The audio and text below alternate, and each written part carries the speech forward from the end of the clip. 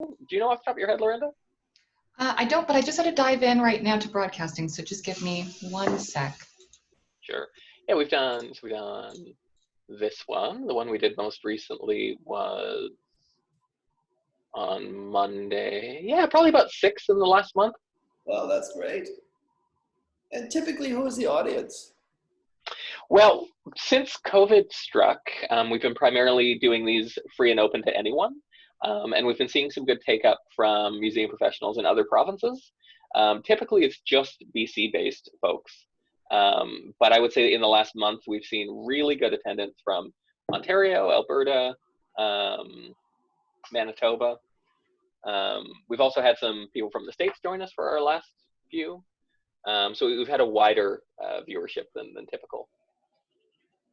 Ryan, I'm just going to dive in here and welcome everyone. Good afternoon, everyone, and welcome to the British Columbia Museums Association webinar. My name is Lorinda Calvert, and I will be your host for today. Today's webinar topic is for future consideration. This webinar is part of our Museum Week programming and explores the theme of what the future may hold. The panelists joining this webinar today are Jon Tupper from the Art Gallery of Greater Victoria, Kate Kerr from Emily Carr House, Lisa Glandt from the Archives Association of BC, and Tracy Calogheros from the Exploration Place. Before we begin, I'd like to acknowledge that the BCMA offices are located on the traditional lands of the Songhees and Esquimalt First Nations. We are grateful for the opportunity to live and learn here in mutual respect and appreciation. We also recognize the traditional lands of the many nations across British Columbia where the work that the projects described in this webinar has been carried out. I'd also like to acknowledge and thank our webinar sponsor today, Lucidia. Lucidia is a software solutions company based in Richmond, BC. They develop collections management software systems that are suitable for libraries, archives, and museums, both large and small. Lucidia's motto is redefine how knowledge is shared, which is quite fitting for a webinar sponsor. We thank Lucidia for supporting BCMA as we seek to share knowledge through our webinar series. As I mentioned, I'm Lorinda Calvert, your host for today. I'm also BCMA's Programs Coordinator. I've been with the organization for 2 months now, so please bear with me if there are any technical challenges. I'd also like to introduce Ryan Hunt, the BCMA's Executive Director, who will be a host for the panelists as well. If you're experiencing technical difficulties, please do email our office. Vanessa, our Operations Manager, is standing by to assist. Some housekeeping before we begin. If you're reading the slide and hearing me speak, you are doing great. If you can't, don't shout at your screen because we won't be able to hear you. Simply use the chat feature at the bottom of your screen. It may be hidden, so if you hold your mouse either at the top or bottom of your screen, the feature menu should emerge. Use this chat feature to ask questions or make comments. I will read your comments or questions out to our panelists. We do ask that you save your Q&A for the end of our discussion today. We have set aside some time for Q&A. And I just wanted to, again, thank our panelists for joining us today. We really appreciate you taking the time and sharing your thoughts and experiences. And now, Ryan, I'm going to pass it over to you. Thanks, Lorinda. So hi, everyone. I'm Ryan Hunt, Executive Director of the BC Museums Association, and thank you all for joining us for this webinar for future consideration. I imagine, like many of you, I've been thinking a lot about the future and what it holds, with no small degree of trepidation. And in thinking about how to open this webinar, thinking about the future, thinking about how I feel about the future, I was reminded of this photo, Frederick's Wanderer Above Sea and Fog. Because I feel like it represents a lot of how I personally view the future right now, in that it is shrouded in a degree of fog that I can't really see through. You can kind of make out some shapes, maybe have a sense of some trends that might be coming up, but really, I'd say more than ever, really, the future feels like it is a bit of a mystery. And that reminds me of a quote from a book that I read while taking an undergraduate course on historiography about this photo, noting that what's so interesting about this this picture is that we can't see the person's face. And it's impossible to know whether the prospect confronting the young man is exhilarating, terrifying, or both, and that it suggests the insignificance of an individual within a landscape. And all of these feelings are feelings that I've been feeling as I think about what the future might hold, both for our economy, society, museum sector, really all of it, that I think it's easy to feel pretty insignificant right now in the face of the monumental things that are happening in our society. And right now, I feel like we don't know whether this change that we know is happening will ultimately be something that is exhilarating or terrifying, and probably it's going to be a bit of both. So I'm really happy to be joined by some colleagues from across the province representing a variety of different types of institutions. And since not everyone might be familiar with our panelists today, I thought I'd give everyone a chance to briefly introduce themselves, talk about the organization they're coming from, and then we'll launch into a discussion about how we're all thinking about approaching the future. So why don't I throw it to Kate? Oh, okay. So I'm Kate Kerr. I have just taken on the position of site operator for the Emily Carr House as of April 1st. So I'm in a kind of unique position. And it's just me there. I also work part-time at the Royal BC Museum as the traveling exhibits coordinator. So I get to travel around the province and see a lot of my co-workers in the museum field. And I also teach exhibit fabrication at UVic. And I have my own business in exhibit fabrication, in situ services. So that's me. Thanks, Kate. And John, would you like to introduce yourself? Sure, my name is Jon Tupper. I'm the director of the Art Gallery of Greater Victoria in Victoria. Before coming, I've been here for about 11 years now. Before here, I was at the Confederation Centre Art Gallery in Charlottetown, and before that at the BAM Centre in Alberta.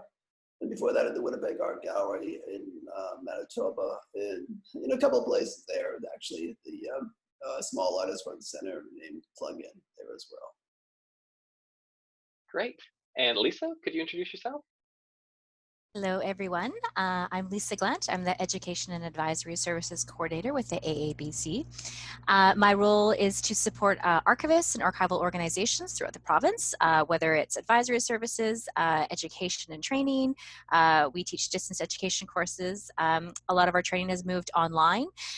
So, working with the BCMA to support each other with training and webinars and stuff. So happy to be invited to be part of today's panel and have a little bit of a voice to the archival sector.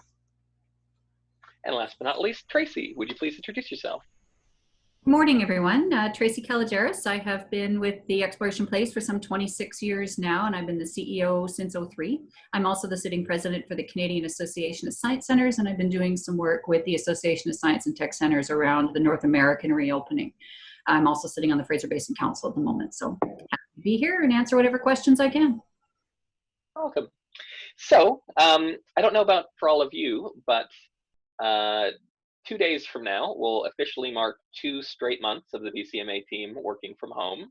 And it feels like the last 2 months could be 2 years or could be 2 minutes, kind of day by day. It feels like either a short amount of time or a very fast amount or a very long amount of time. So I thought I'd start off by asking, how's everyone been doing for the past 2 months?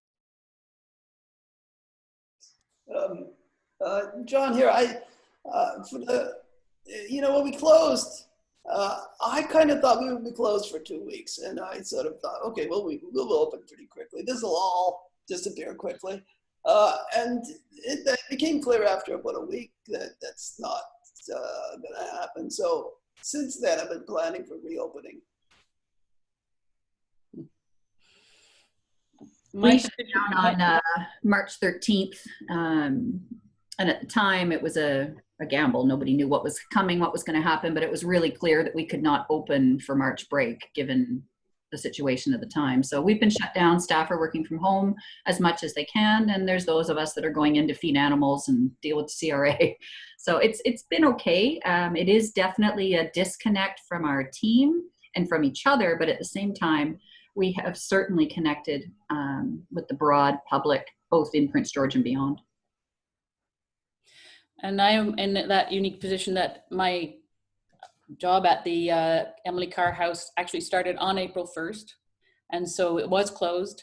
So, but there was an expectation that it would open in May. So that has now been changed.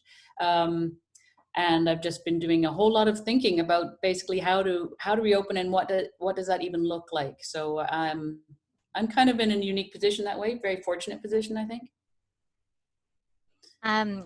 Prior to today's chat, I reached out to a number of colleagues from sort of different sized organizations, big and small, within the archival community.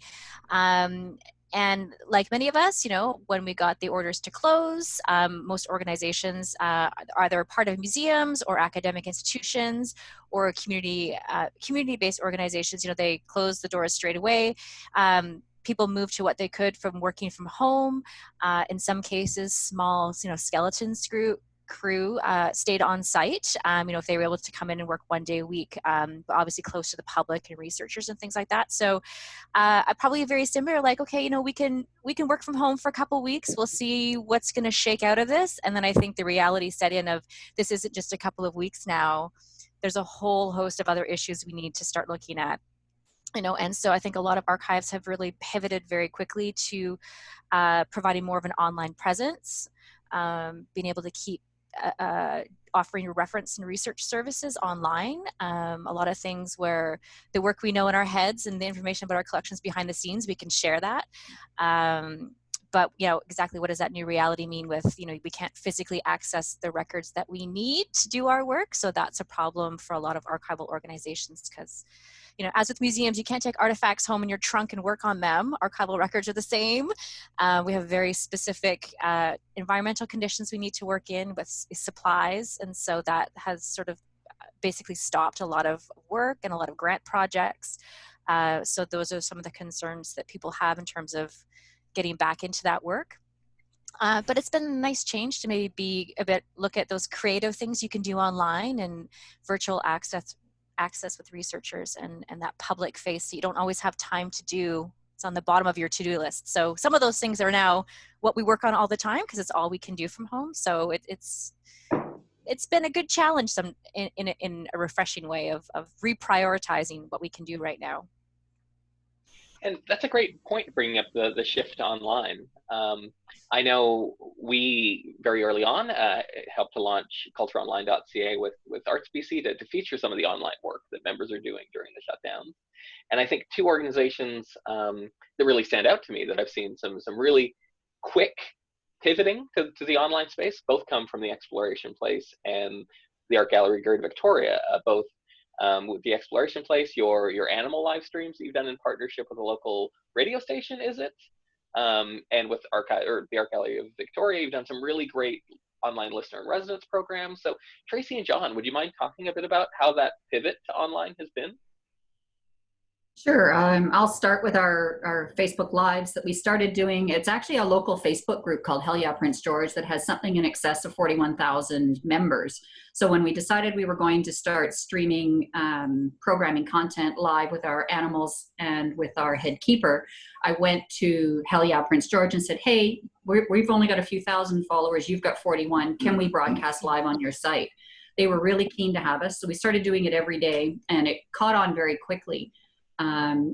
It got picked up by Shaw Cable, so they're now running that content on the local Channel 10, and the local news network, the Jim Pattison Group in town, is also interested in picking some of that up. So I mean, animals are an easy sell. We did our head keeper Sabrina sessions for the first week. Then we added What Does Chad Have, which was bringing our collections and archives into it. It wasn't as successful to begin with, but when we married the two and started to have the historical blend with the live animals, and we talked paleontology, we talked Indigenous, all of that made it that much more engaging on a broader spectrum. So we're looking at continuing those and finding other ways to expand them. For us, I mean, for me personally, there's a lot of competition online. I mean, it's not just the Tiger King, but there's all kinds of other things that people are interested in. And so you have to be damn good. And to be damn good, you have to spend money. So it's not cheap to do good online programming. It's something for the next little while. As I said, we're going to be open on Tuesday. We're going to do a hybrid program. We're going to have art here in the gallery, and then we'll continue with our online programming. So it's something that's going to be there. I think it's going to be something that's, you know, when you talk about the future, Ryan, I think that's the future. That's one of the major things with the future. But I think, yeah, it's good. It's good. When we're involved with this, it's called fieldtrip.art, which is with about 20 or 30 other museums and art galleries across Canada that we each have our own projects. So it's nice to work in partnership with other organizations too. I can tell you too, the popularity is huge. We had over 15,000 views just of our Facebook live streams in the first 2 weeks. And that's expansive for us in terms of an online reach. I will disagree just a bit on the cost. I think if you want to do something that's slick and maybe sustainable, you need money. Ours we did with my Pixel 2 phone and a wing and a prayer. And Tracy, have you seen, since you've been partnering with an outside organization, have you been seeing some spin-off benefits to your other communications platforms that you're bringing in a new audience through these streams? For sure, we're seeing new folks that are paying attention and that are then seeking us out. We've launched a YouTube channel to put all of this up onto, and we're just starting to get some traction on the subscriptions for that. But for sure, we've broadened our market, and that was why we wanted to go into the Hell Yeah, not just our existing friends. We knew that we needed to be front and center in people's lives who might not think to turn to us when they were looking for assistance with education. Wonderful. And Kate, one reason why I'm really glad to have you be here with us today is because you are somewhat starting with a new role at a site. You're kind of starting from a clean slate. Mm-hmm. What's it like coming into a new historic house in the middle of an unprecedented global pandemic? Well, it's eye-opening. Well, I mean, one of the first things I realized was that as a historic house, you know, it's got small rooms and lots of stuff in it. It's a Victorian setting right now, where it was. I can't open it probably ever again like that. Certainly not in the next year or two. So I've been rethinking the whole purpose of Carr House.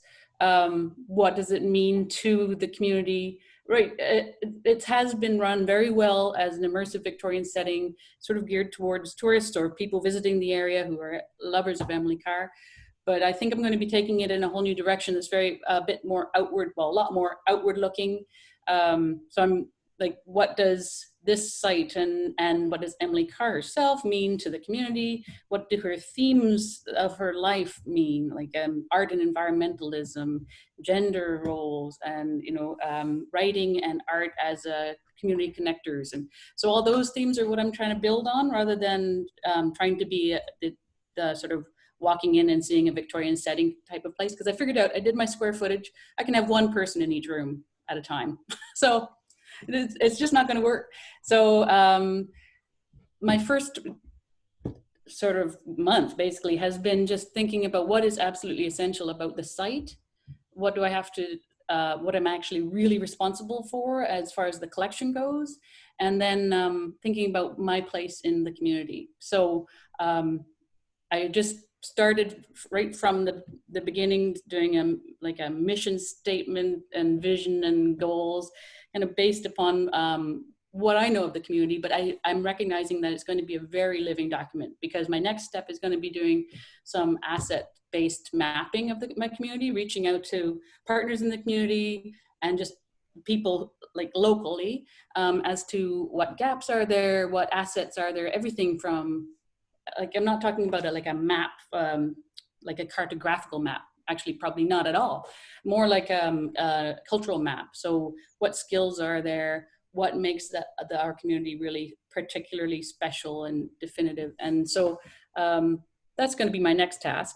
And from that, I'll probably evolve that mission statement, the vision, and the goals. It's been super exciting to sort of just have that blue sky thinking, and it's just me sitting in this giant Victorian house. So it's kind of a creative process, but I would like to invite the community into that creative process. I've sort of started it, but now I don't want to just go off on my own little personal tangent with it. I want this site to be really an asset in the community, in the local community. So this is where I'm starting to hit the point where I'm going to have to do more outreach. I also, just listening to Jon and Tracy, I've been super aware of my own capacity, because it is just me. And, you know, I'm not technologically challenged, but I wouldn't say I'm super great at it.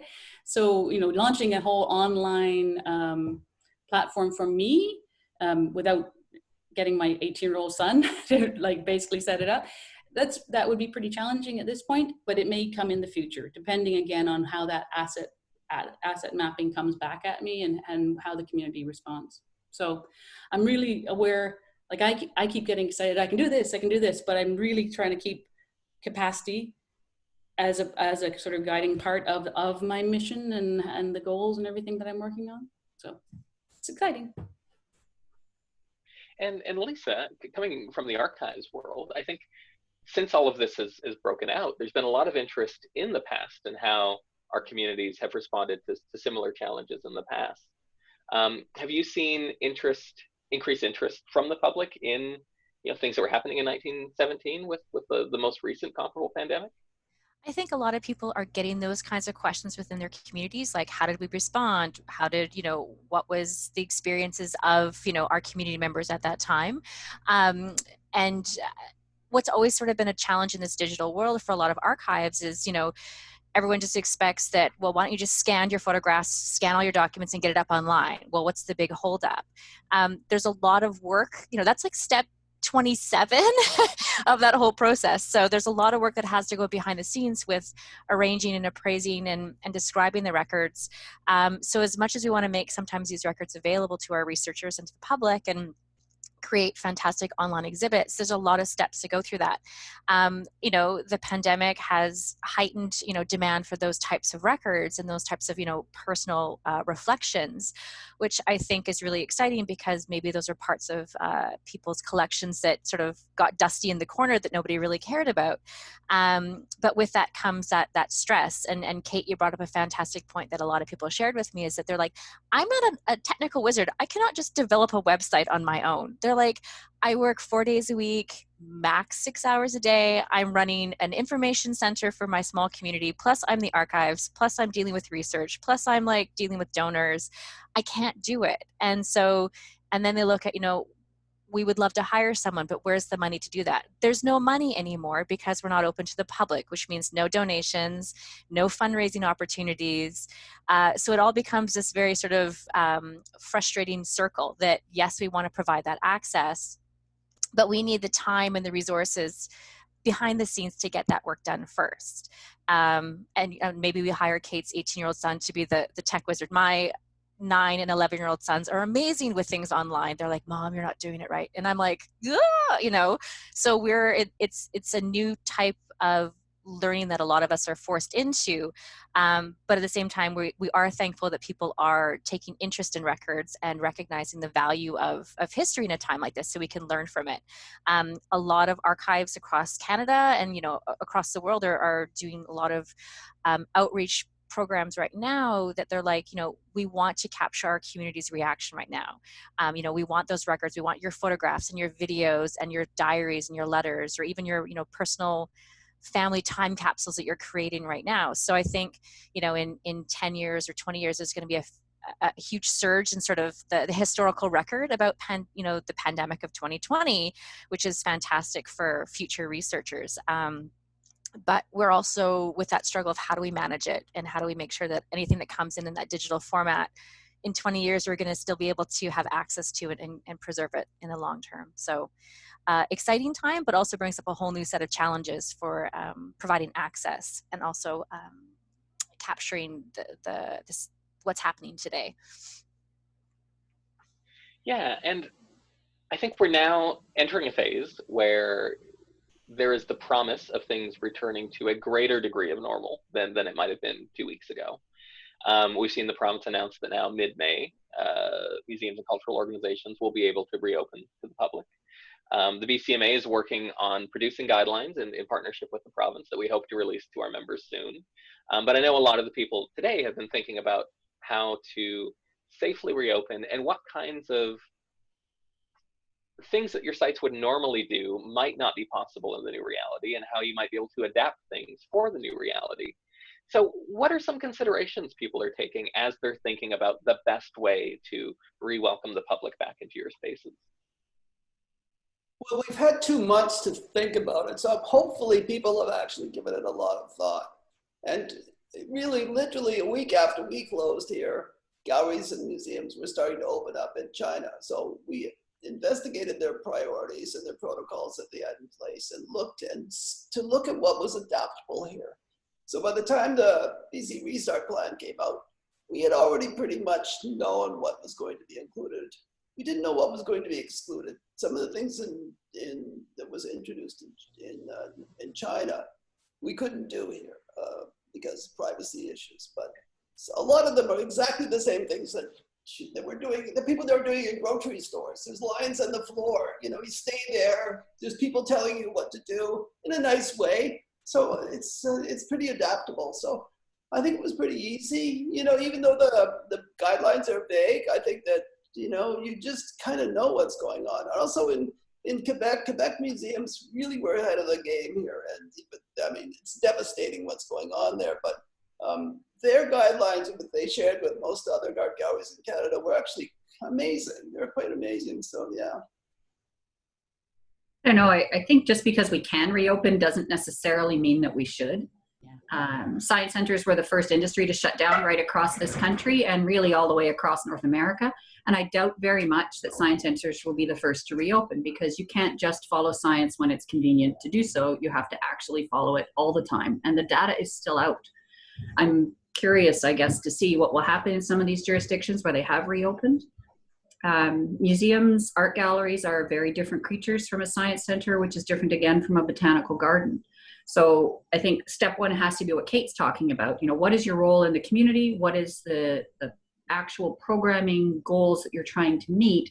And then how are you going to be able to do that? It's not just us being ready to open our front doors. It's the public being ready to step through them.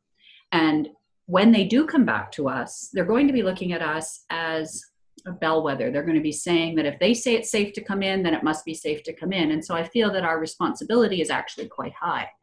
So when you're looking for hand sanitizer, we ordered hand sanitizing stations the day we closed down on March 13th, still haven't got them. When I do get hand sanitizer stations, I don't know if I can get the hand sanitizer to put in them. PPE is going to be an issue. I've got masks on order because I do think I'm going to have to put my staff into masks as part of their uniform while I need to supply those for them. Most of the masks on the market that are not just medical masks have a really scary look when you put them on all of your staff, and you put a staff member in a lab coat and a dark mask, and suddenly you're terrifying the kids that are coming through the door instead of welcoming them. So those kinds of considerations are going to be really important. The other one that I'm curious about is, how do we enforce social distancing? In a traditional museum type experience, like where I grew up in Ontario going to the ROM, you entered your gallery at one end, you walked past the cases, you read the labels, you looked at what was in the glass. My entire career we have spent trying to move museums away from being dusty things behind glass to being relevant, interactive, contemporary experiences for people. All of a sudden we're pushing people back into that old school museum.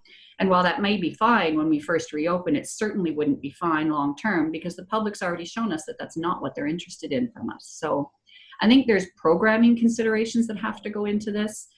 Are your staff going to be safe coming back or feel safe coming back? What duty to accommodate do you have for staff that have an immunocompromised situation or simply just don't feel safe coming back into your building? There's so many considerations that at this point, I don't feel that I've got the answers to give. And so we're going to work through the physical space first and go from there.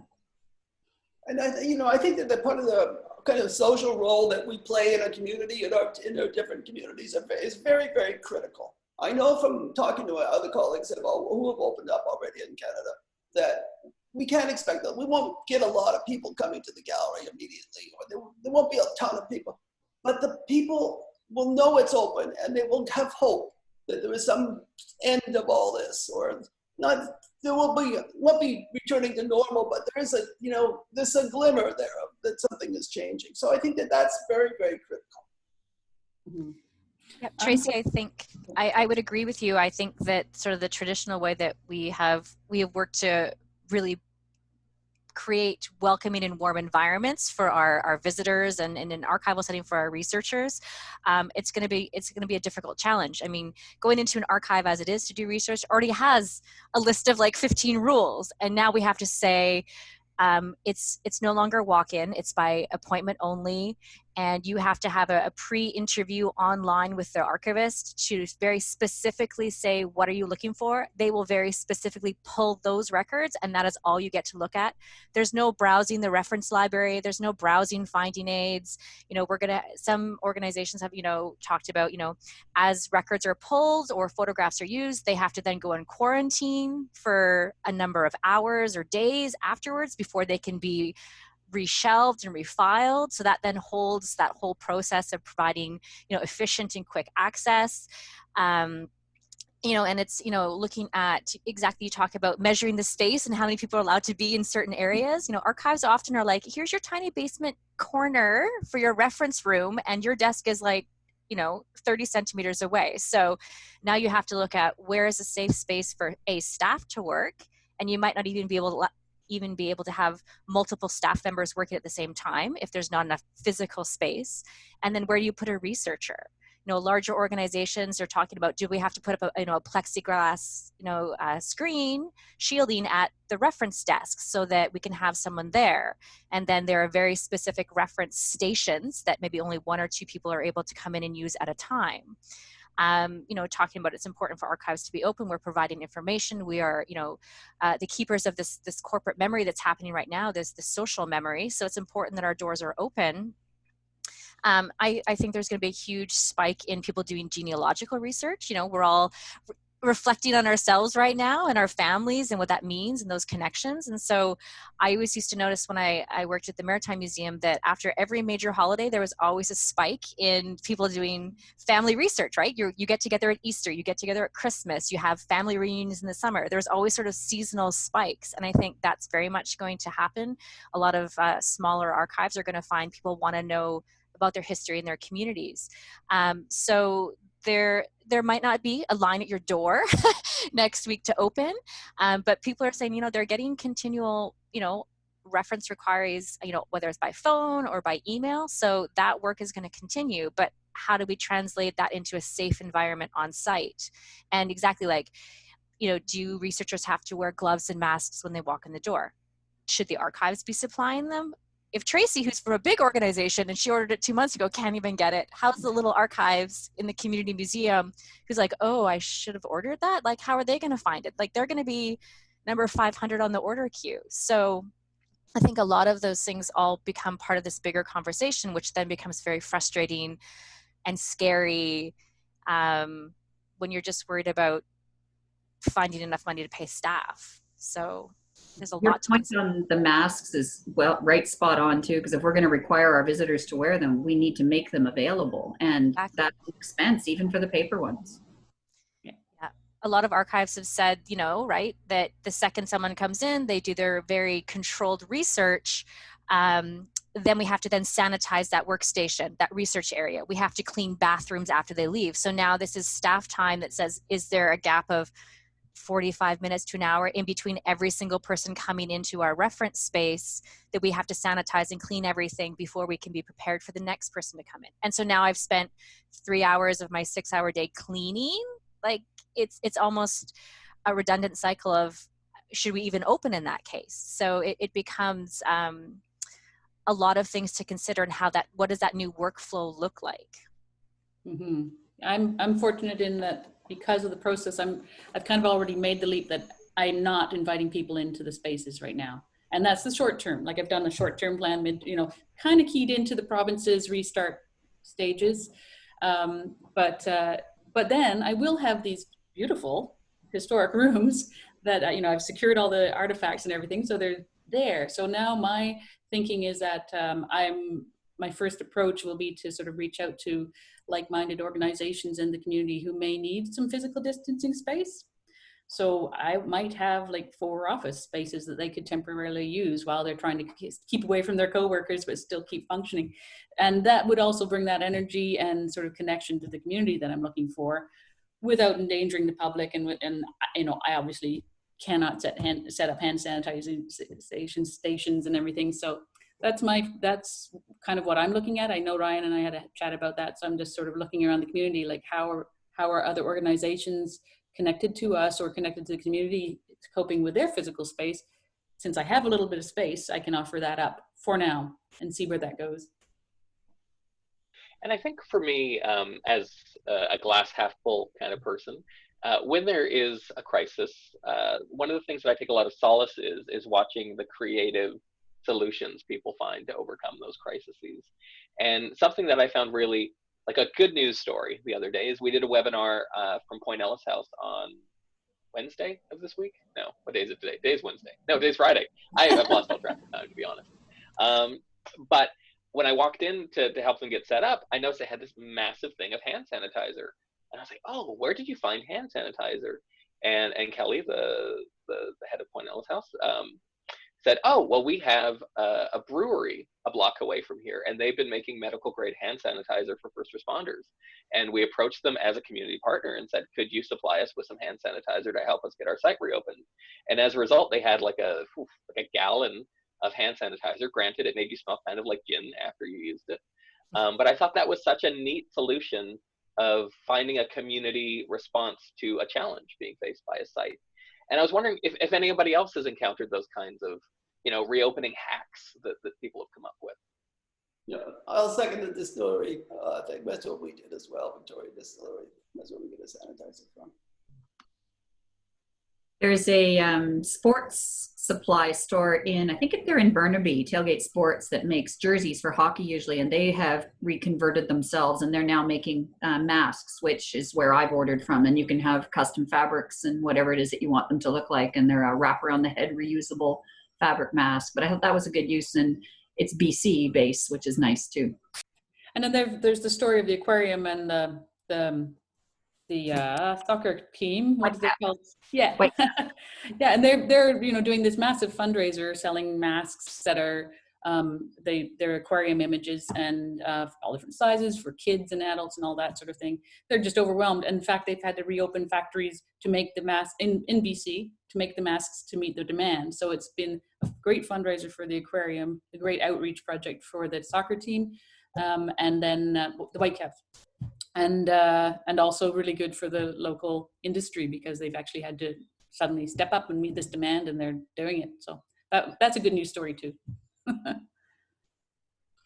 I really liked your idea, Kate, of making use of your existing spaces and offering them up to other companies as places that they can do some social distancing in. I mean, I've been looking at our atrium space because I'm pretty certain that facility rentals are out the window, at least in the short term. Right. So what can I do with all of that space? And that's where I'm trying to reconfigure it to become part of our paid admission area, but it's where the botanical garden that I'm looking to open within an indoor green space will go. So we can create some social distancing in there. But I really like the idea that you had there of offering up unused rooms. Well, it's part of me wanting to also just get to know the assets or the people and the skills and what's going on in the community around me. And also to signal to my local neighborhood that this is a living, functioning place, and that we're connecting and we're open to connection. So I think it will work, but I have to get on it. It is just me. I'm still cutting the lawn at the house and things like that. So now I have to do all the admin and stuff. Again, capacity. We've got some of our staff planting our urban garden as well. So folks that maybe aren't coming into the building, but that can be in an outdoor space, are going to be planting that garden. And the produce that normally would have gone into our integrated learning care programs are all going to go to local food banks. So that was another way that we could find to give back. That's great. Yeah. Yeah, wonderful. Okay, so I mean, that's kind of the short-term future that we're all considering. Someone raised in the comments the fact that there's no guarantee there won't be a second round of outbreaks that may require future closings. I think if we look at Shanghai, for an example, they reopened a lot of their cultural institutions. There was another flare-up in infection rates, and they had to close back down again. And with, most experts saying a vaccine for COVID is at least a year away, it looks like we're in for a very rocky 2020 and probably a fairly rocky 2021. What are some long-term considerations people are thinking about right now to prepare their sites for an uncertain future? I've been doing a lot of talking to various levels of government about recovery funding, because I think that most of us, with the assistance that's being offered by the government right now, can weather the closures, but it's going to be those massive reductions in gate revenues that are going to have a real impact, particularly on the more entrepreneurial amongst us. So what does 2021 look like? What does 2022 look like? We've canceled some traveling exhibits. I know that there are exhibits stranded all over the world right now where they haven't been able to continue to follow their movement patterns. So I think we'll see a lot more use of in-house collections and building exhibits that are just our own, so that if we do have future closures, we're not faced with this same problem. So for some institutions that are exhibit builders, there's going to be a real challenge there too. So I'm going to switch hats quickly, although I'm not officially from the Royal BC Museum on this webinar, but I do work there as a traveling exhibits person. So I do feel there's still there are opportunities for traveling exhibits, but as you say, kind of adapted a little bit. One thing we have is a sort of customized framework that we use where the organizations around the province can print their own panels, their own content, but what we wanted to develop hub system where these frameworks can exist in hubs around the province. And then if you want to create your own exhibit, then you can sort of sign out one of the frameworks, and it is sort of a standardized size of panel that you can have printed in your community. And then that can travel, the panels can roll up and travel from community to community and hub to hub, so that it's not like a giant truck loaded, which I've also been doing, but a giant truck loaded of stuff. You can have the panels just shipped in a tube. They can go in quarantine for 2 weeks and then go up, or each community can do their own. And then the other thing I'm thinking about, actually even for Carr House, is just to do exhibits very simple that are not so specific to the site, but more around themes, and then sending those out as a sort of framework upon which other venues can hang their local content.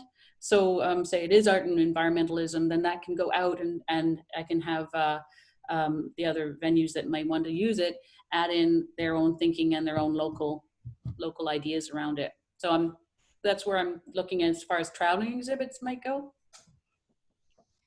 Some of the archives have been able to pivot on projects, although it's not ideal to do a sort of a distance education style oral history project. Normally those are things where you like to get face-to-face with someone that you're interviewing and have that discussion. But those are things that could be done remotely as projects where, you could have them online, or it could be through a telephone call, something like that. So there are creative ways to look at, projects going forward. I think what the challenge is for a lot of archival institutions is, it's the physical records that we need to be processing. So if we're able to safely get staff back into buildings to work on that, then that work can continue, which then means we can provide access to those materials once they're processed and they're arranged and described. Some organizations have been working on, virtual tours of their archival collection, spotlighting very specific collections, right? And, being able to make those online, which is great. But again, it goes back to that fear, that question of, having researchers and donors come into the building, and we do get funds from that, and that turns into operational revenue, and that turns into buying money for supplies. We need that funds to purchase very expensive archival supplies. And so when you run out of supplies, you can't really process records anymore. So it's sort of how can we be long-term creative, looking at working on very slim budgets. A lot of grants have been very good about delaying delivery dates and deadlines for having work completed, because they know, for right now, for example, work hasn't happened for 2 months. But other grants are repivoting how they're funding, which means they're no longer prioritizing funds for archival projects, which is a huge concern, because that then directly trickles down to staff wages. And for smaller organizations that sort of work in a hybrid system where they get a little bit of operational funding, but also rely on grant funding, when that money stream dries up because people are pivoting to look at, I'm using the word pivot a lot, sorry. When you take out, 30% of your staff budget, and you don't know where that money is going to come from, then that changes your work plan, that changes your focus. It means no more student projects. It means not supporting, up and coming, professionals who are new to archival work, and you want to support them and hire them.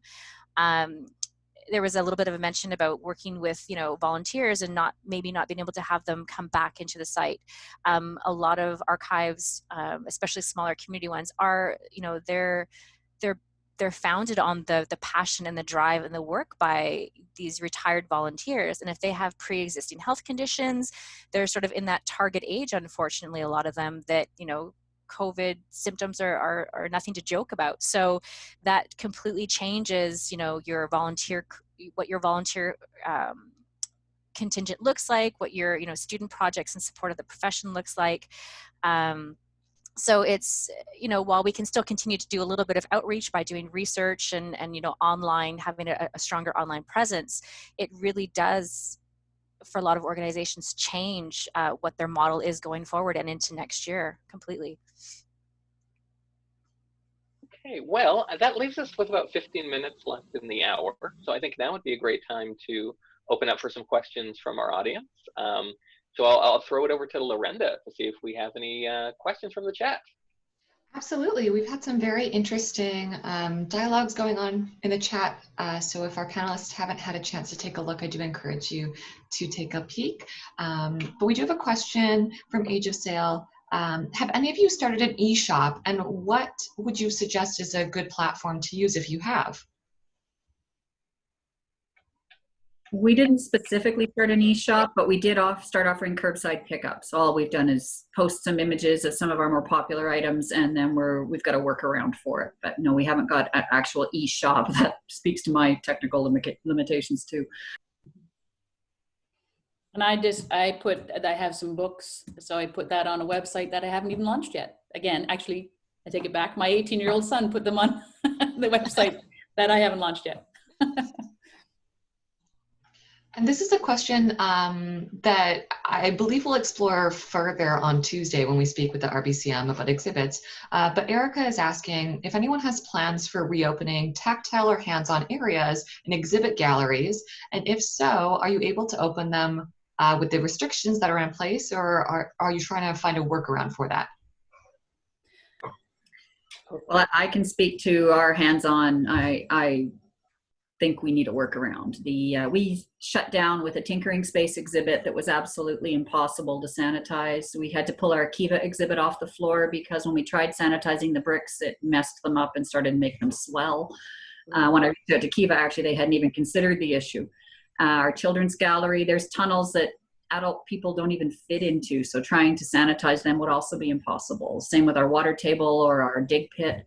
So that's where I say, like, just because I can reopen doesn't mean I should. And I have got massive redevelopment to do in my interior spaces in order to be able to open up those kinds of interactives. That's where I think animals is actually not a bad place to go, because hygiene around animal ambassadors has already been well accepted and well explored.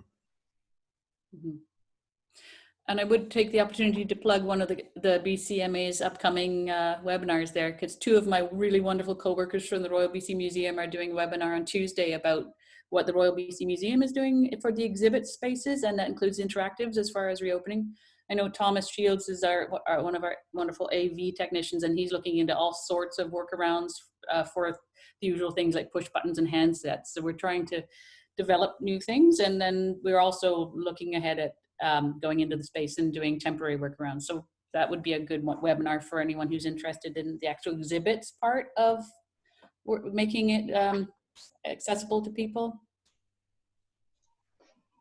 Thank you. And this is specifically for John. It's not so much a question, but Hillary is very interested in the link that you mentioned about the Quebec Museum guidelines, and would love to be able to see them. So perhaps as the follow-up for this webinar, we can send those guidelines out in the email so that folks can see that. We do have a question in the chat from Doug. Are there any thoughts on the use of touch screens and frequently cleaning that enough, or are we going to have to find a workaround for those?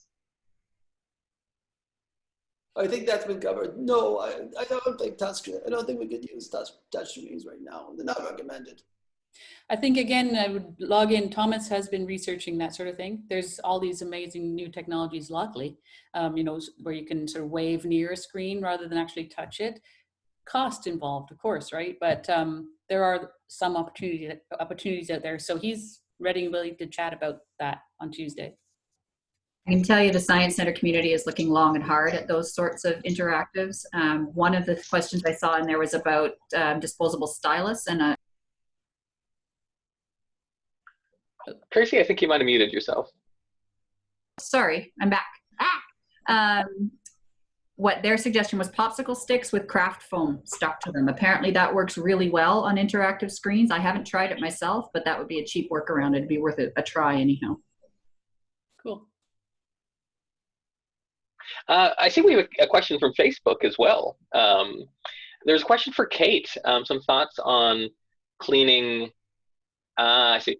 Yeah, some thoughts on how, if you're in a heritage space, you can ensure that heritage fabrics and materials are sanitized without damaging them. Yeah, that's a big one. Again, something we'll be addressing on Tuesday, I think. But yeah, I won't be spraying all that hand silk screen wallpaper in Carr House at all. So that's one of the reasons why I am rethinking the whole space. My first thing was to take away all the fabrics that were draped around places because I just can't keep them clean, and all the little pieces that I couldn't sanitize. So first thing was to address the collection in there and move them out and basically lock them into boxes and make sure they're all safe at this point. I can't really see a workaround. As some of the surfaces, obviously, you can, if they're sealed or something, you can use non-caustic cleaning agents, but whether that would be sufficient, I'm not sure. So log in on Tuesday. Jana, the production manager for the exhibits department at the Royal BC Museum, is also a conservator. She's top notch as far as her knowledge, Jana Steffen. So it'll be Jana and Thomas, and they'll have a lot of answers. We have a question for Lisa. Is there an advised container to use to quarantine items? A plastic box, cardboard box, open shelves? I think within the archival community are looking at a lot of preservation sort of giants, the Canadian Conservation Institute, organizations like that, to sort of give us direction on that. Some of the literature that I've seen has said, germs won't, paper is not an issue in terms of germs lasting on those materials. This idea of a sort of a 24-hour sort of quarantine period after they've been used or touched by someone it could potentially roll out as the new norm for right now. I would think if you had to quarantine materials, maybe just either putting them into a separate box or storage container. We don't like to use plastic containers in the archival world because it creates a little climate zone amongst itself. So a clean box that has a little bit of airflow, but making sure that those records probably are in an area that's sort of separated from the rest of the collection before you put them back away. So yeah, those are the kinds of things we're going to be looking for direction on and sort of best practices that we can follow. Thankfully, I think the museum world and the archival world, we do overlap quite nicely in terms of a lot of best practices for how we handle artifacts and archival records. Some smaller archives do end up with artifacts as well as textiles and things like that, just by the nature of they're the only collecting organization in that small community. So a lot of those shared resources on that, I think, will be really useful and helpful for people. One of the archives I spoke with, she had flagged and maybe this is a good question for others here, that their organization was looking at bringing in sort of a decontamination spray of some sort for the whole collection area. And she had asked them specifically, do not touch the archival storage area because you don't want that material, soaking into potentially the archival boxes and the photographs and the textual records. And she said it was sort of a hospital grade cleaning disinfectant. So her gut feeling off the start was, please don't touch my collection with that. But I'm just wondering if that's something that other organizations, is there standards on what should be used within the museum world or the art galleries that, us in the archives can also look to for guidance?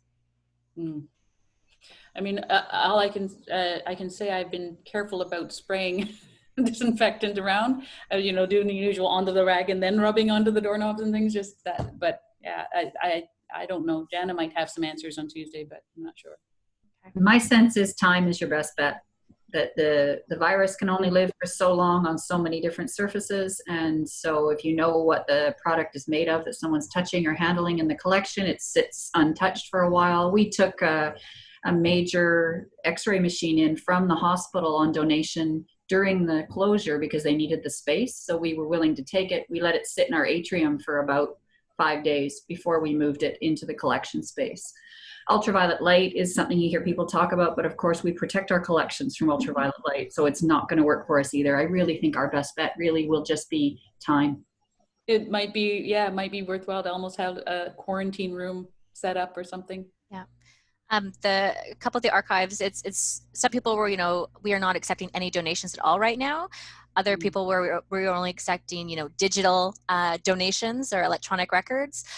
Others were, if we are accepting donations, we're quarantining things for, a range of time frames. But I think most people have that sort of, that gut feeling of, we're going to set it aside, we're going to just let it, sort of breathe on its own and get those germs off before we bring it downstairs into sort of our very with our sort of precious materials we have. So yeah, and we have to be aware of the humans in the space too. A lot of people are very sensitive to these chemicals. Some of the chemicals are not good for any of us, and some people obviously have chemical sensitivities, so it's going to be challenging. The Canadian Conservation Institute has released a PDF that's titled Caring for Heritage Collections During the COVID-19 Pandemic. It is linked on our COVID-19 resource page under the collections subheader, and that does have some recommendations. We have a question here from Jacqueline. Have you been struggling with online fatigue? I find some people are overwhelmed by the amount of content out there, and I am worrying about actually connecting and supporting our communities versus just being something else on the feed. Does anyone have some comments and considerations to that? I can tell you that's why we're not doing online camps this summer. We will be doing some programming out of Exploration Place, but we've talked quite a lot amongst the staff, and ultimately, everybody has spent an awful lot of time in front of screens over the last 9-10 weeks, and the weather's getting good and there's opportunities to go out. And so we've made the conscious decision not to continue to do a ton of online programming at this point. We'll offer the odd thing, but I can't see there being huge demand to sit your kid in front of a screen for an online camp for half a day every day for a week. It doesn't, to me, it doesn't make sense. And I think that does stem out of just screen fatigue. Zoom's killing me. It's exhausting. I've been considering doing small outreach kits that could be signed out to individual households and then come back and be cleaned and put in quarantine. That key into curriculum, just because I feel like there is a lot of online educational opportunity. There are a lot of online education opportunities, but I'm thinking, how can I bring that three-dimensionality to it, that sort of hands-on and a bit of reality to it. So that's one part of my brain's been working away on that, because I do outreach kits in my other life at in situ services. So I'm hoping that might have some legs. I'll see. One area that I've been interested in exploring, and we haven't had time to yet, is reaching out in some kind of online fashion, in particular to seniors' homes. I know that folks, particularly those that were at sort of early stages of dementia when this all started, the isolation is exacerbating the problem. So where we used to have sort of touch boxes that would do a decade's worth of materials that a senior could handle and hopefully spur some memories, I don't know that anyone's doing that work specific to senior centers, and so I'm throwing it out there to Canada, because I see there's folks on this call from all across the country. I think that is an area where museums could contribute really meaningfully in their communities in a fairly reasonable and controlled way. Actually, Kim Goff, who is one of the learning people at the Royal BC Museum, that was the subject of her master's. And so we do have a couple of outreach kits at the Royal BC Museum, but she would be the one who would have a lot of expertise in that. So I'm inundating poor Kim with a bunch of emails, but Kim Goff, G-O-U-G-H at the Royal BC Museum, is an expert in that. So. That's also something, oh, sorry, Ryan, please go ahead. I was just going to say the Art Gallery Greater Victoria as well has a really neat listener in residence program where they're having community members volunteer to have phone calls with seniors who may be socially isolated as well, which is another great example of the sector helping the community to weather this crisis. That was exactly what I was going to say. I also want to mention that the Maritime Museum in Victoria has virtual programs for seniors. And I believe the Museum of Surrey previously was exploring and delivering those kits for seniors as well. I'm unsure of what their digital platform looks like for those, but I know that's an area they've been exploring. We are at 1 o'clock now, so just wanted to give our panelists an opportunity if you had any final thoughts to share before we wrap up our webinar. I think as long as people are aware of their own capacity personally and skill-based, you know, be kind to yourself. Only do what you can actually manage. I think that's what I'm trying to keep over everything. All these ideas that keep coming up, and oh, I could do this, and we have to do that. That's my main guiding principle: is what am I actually personally able to do? I think that's great advice, Kate. I also think you really should never let a good crisis go to waste. We have lots to offer, not just Canadians, but internationally, and we can do that through the web. And I think we can find ways to keep our institutions be the relevant community forums that they've always been. Don't rush to get back. Don't kick yourself in the rear end if you happen to have an unproductive day, and be kind to your staff and volunteers at the same time as you're trying to cut yourself some slack. We will get through this. It's not forever. It's just for now. Thank you.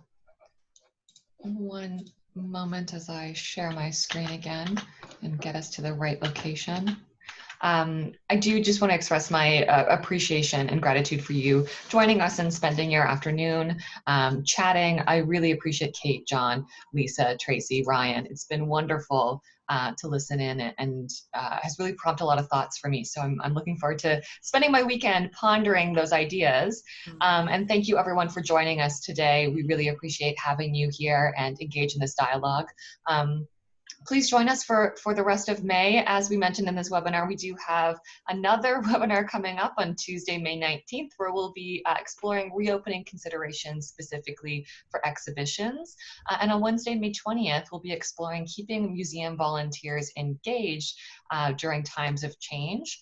If you do have any suggestions for topics, please do email them to myself at programs@museumsassociation.bc.ca. And there will be a survey in your inbox soon that you can fill out just to assist us in our webinars. There will also be a recording sent out to all participants who registered for this webinar with any resources that we can link to that we think would be valuable for you. And do please consider joining us as a member. Becoming a member of the BC Museums Association provides opportunities for funding. You receive free webinar participation, reduced registration fees for conferences, workshops, and other special events, and it provides access to professional development resources such as the Roundup magazine, regular e-newsletters, and access to job posting opportunities and more. And you can find that information on our website. Again, thank you so much for joining us and sharing and chatting. Thank you, and I hope you have a wonderful afternoon. Thanks, everyone. Bye, everybody. Bye, everyone. Bye-bye. Thank you.